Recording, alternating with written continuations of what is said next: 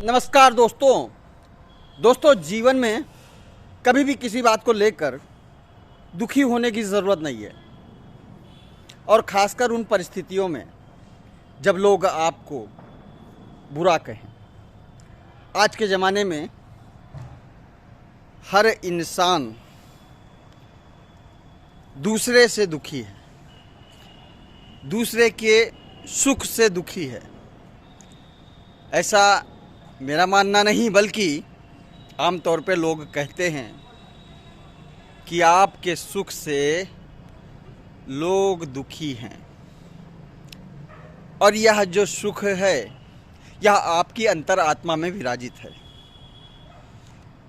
लेकिन इसको सोचने के लिए आपको लोगों को खुश करना पड़ेगा।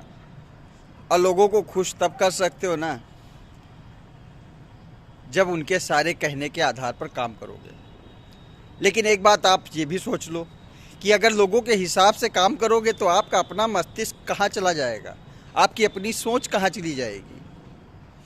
विचार करने की ज़रूरत है।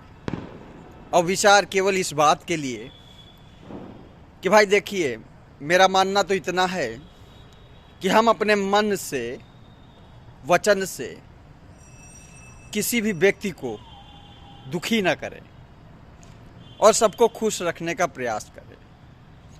अब उस पर लोग चाहे जितना भी आपको उल्टा सीधा कहे, बुरा भला कहे, ऊपर वाले ने दो कान दे रखे हैं, एक से सुनो और दूसरे से बाहर करो। भाई यह समाज है, यहाँ औपचारिकताओं के फलस्वरूप लोगों को सुख और दुख दोनों की अभिलाषाएं होनी चाहिए। और दोनों के प्रभाव से ही जीवन इंसान का बनता है।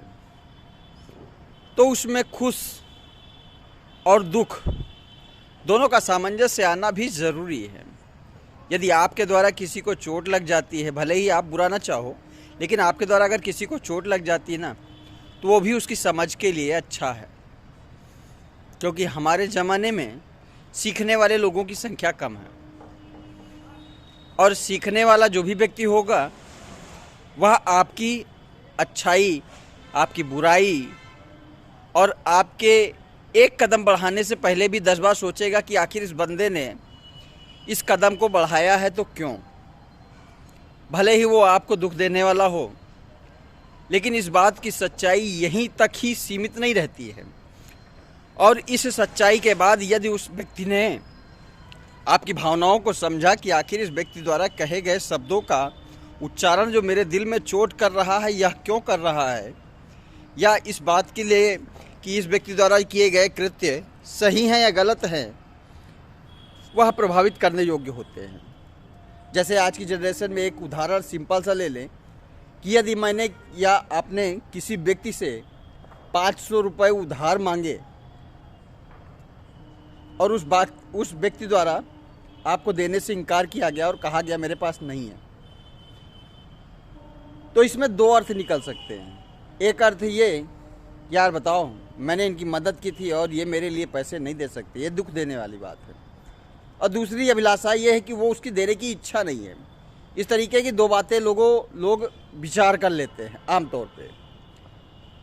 बस इस बात के पीछे की जो परिस्थिति है कि उस व्यक्ति द्वारा मना किया गया, क्या कारण है, यह कोई तीसरा व्यक्ति नहीं जान सकता है।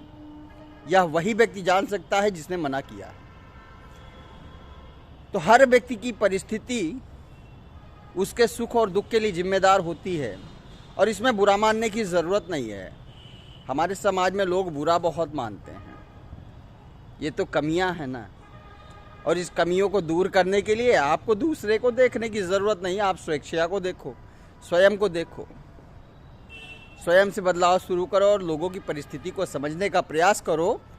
निश्चित रूप से कोई दुखी होने के लायक नहीं बचेगा। और इस समाज में सबसे घातक बीमारी है इंसान का दुख, जो भले ही चंद क्षण के लिए आए, लेकिन जीवन बदलने के लिए बहुत बड़ी चीज़ है।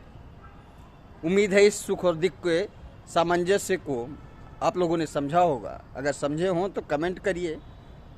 आने वाली वीडियो के लिए वंदे मातरम।